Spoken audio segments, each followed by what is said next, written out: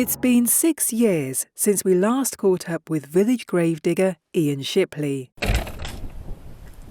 Today, despite contemplating retirement, Ian can still be found routinely labouring away, although nowadays he no longer works alone, as he's finally found himself a dedicated assistant. In May 2022, Ian reached another milestone in his career by completing 40 years in the business. This he is proud of.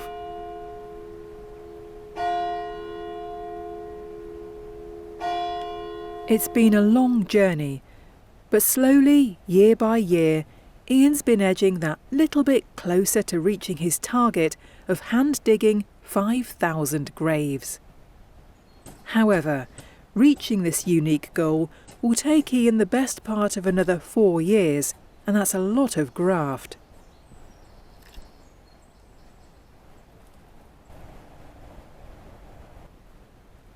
There are many aspects to his job, but the saddest part by far is when he's asked to prepare a grave for a baby. This morning, he's getting ready to journey to a cemetery near Old Nag's Wood in Lincolnshire to do just that. On site, Ian has only 2 hours in which to prepare the grave. The small-sized dig, however, is not easy to work, as there's very little room to manoeuvre. It's too tight an area to swing a pickaxe, so in order to break up the dry subsoil, he must use a digging bar. It's awkward to use, but it soon gets the job done, and all is completed in time.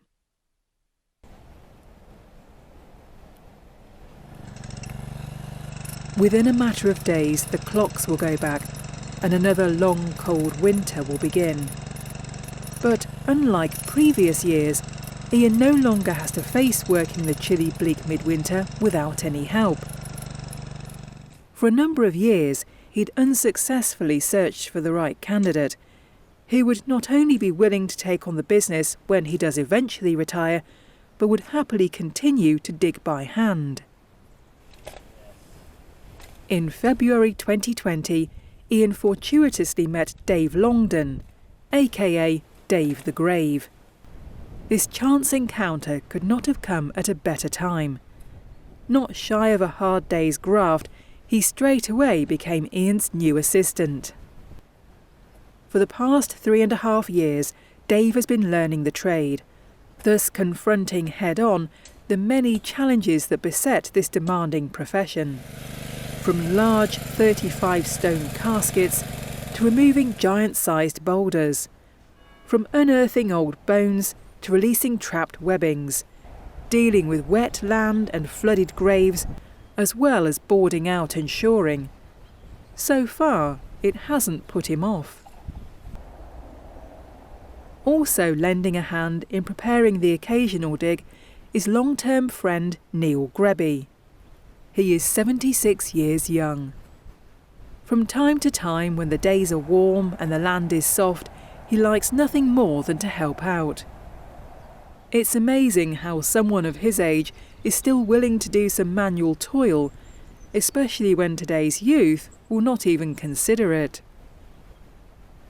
Of all the cemeteries and churchyards Ian has worked at, there is one in particular that he refers to as his nemesis. That village is East Bridgeford in Nottinghamshire. Here, access is terrible.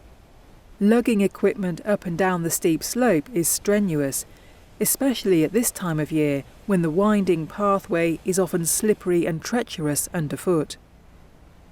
Working in a confined space, on an incline, in clay and marl is gruelling work. There are no easy digs here. It's not often that Ian is called upon to prepare a grave for a weekend burial, though it's becoming more popular. But when needs must and the days shorten, then he has no choice. The onset of winter brings with it many challenges, the most annoying of which are cave-ins. There is nothing more unpredictable than sand. Ian knows that he should have seen this coming. The hot summer months had dried out the land, and so Ian was unworried, assessing that the area would be sturdy enough for a single-depth burial. But he was wrong. Fortunately, it didn't take too long to put right, though regrettably it is now somewhat shallower than he intended it to be, but it is legal. It's now December. This morning a cold chill covers the cemetery. Winter has finally arrived.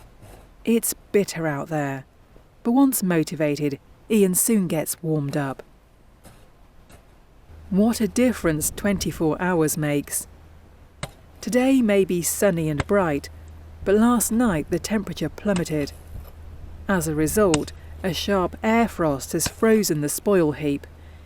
It's difficult enough having to pickaxe the grave out, never mind having to pickaxe it all back in. A few days later, and it begins to snow. And with that, another year comes to an end. Ian wonders what next year will bring.